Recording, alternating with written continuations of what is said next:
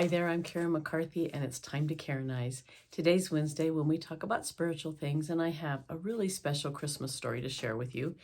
It's a little bit, well, it's not long, but longer than what my brain could memorize, so I'm just going to read it to you, and I hope it touches you the way it does me.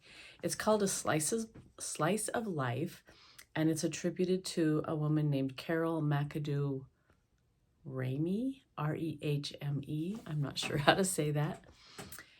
Jean heaved another world-weary sigh. Tucking a strand of shiny black hair behind her ear, she frowned at the teetering tower of Christmas cards waiting to be signed. What was the point? How could she sign only one name? A couple required two people, and she was just one. The legal separation from Dawn had left her feeling vacant and incomplete. Maybe she would just skip Christmas cards this year and the holiday decorating. Truthfully, even a tree felt like more than she could manage. She had canceled out of the caroling party and the church nativity pageant. Christmas was to be shared, and she had no one to share it with. The doorbell's insistent ring startled her.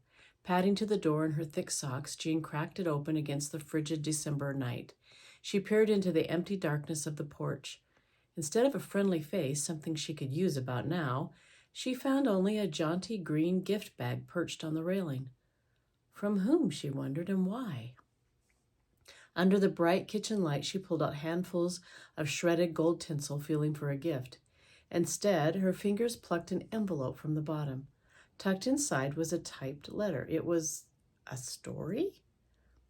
The little boy was new to the Denmark orphanage, and Christmas was drawing near, Jean read. Already caught up in the tale, she settled onto a kitchen chair. Sorry, my tongue got tangled. From the other children, he had heard tales of a wondrous tree that would appear in the halls on Christmas Eve, and of the scores of candles that would light its branches. He heard stories of the mysterious benefactor who made it possible each year. The little boy's eyes opened wide at the mere thought of all that splendor. The only Christmas tree he had ever seen was through the fogged windows of other people's homes. There was even more, the children insisted. More?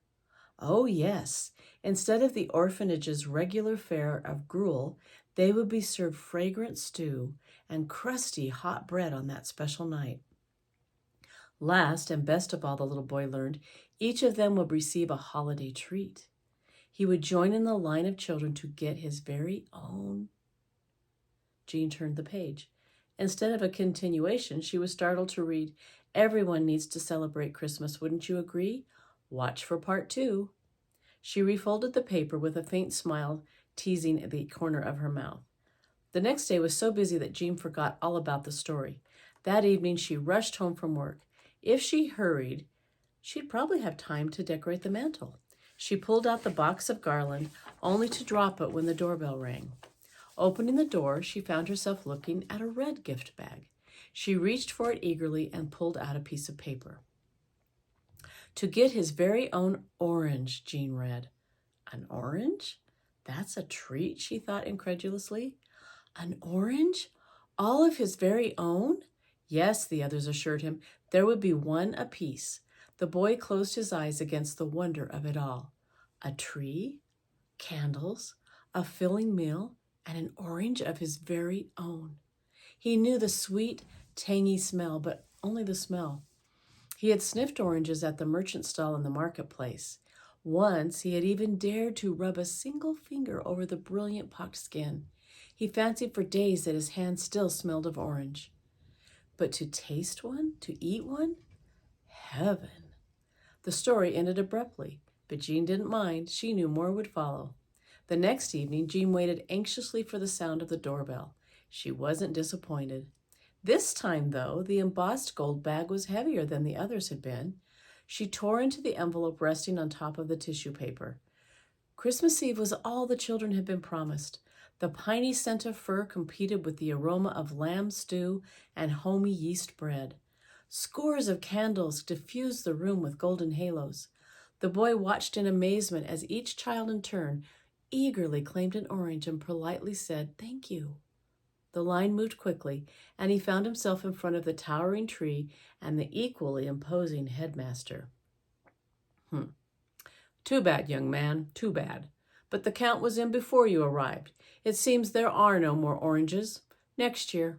Yeah, next year you'll receive an orange. Broken-hearted, the orphan raced up the stairs empty-handed to bury both his face and his tears beneath his pillow. Wait, this wasn't how she wanted the story to go. Jean felt the boy's pain, his aloneness.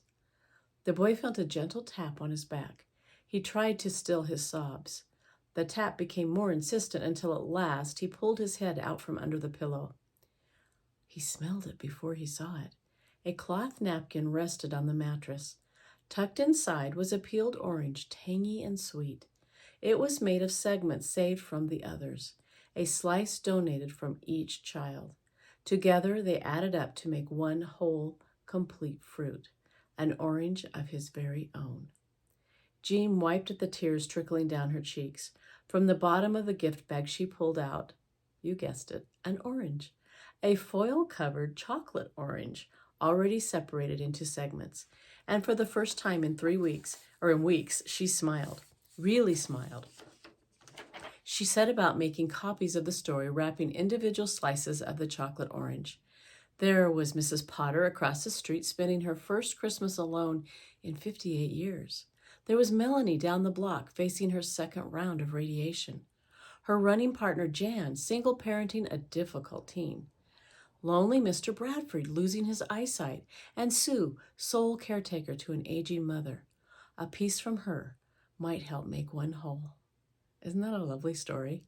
You know, many people struggle with the holiday season just like Melanie did.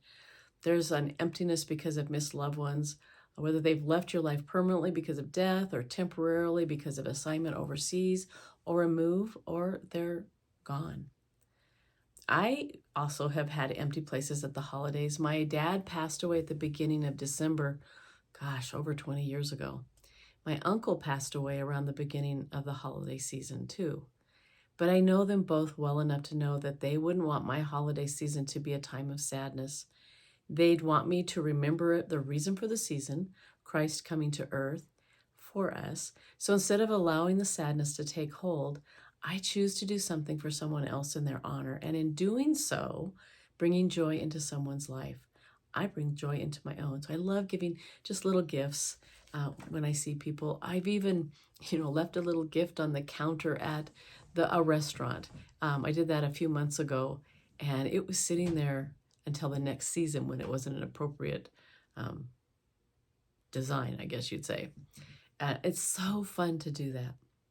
Luke 6:31 is so appropriate, but especially this time of year. Do unto others as you would have them do unto you. Do kindness, thoughtfulness, love unto others, especially those who may be struggling.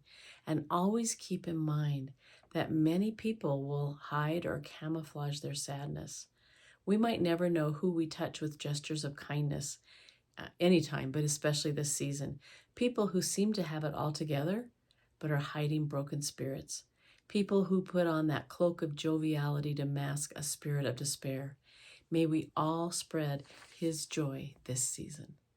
Have a great season, and I will talk to you next time.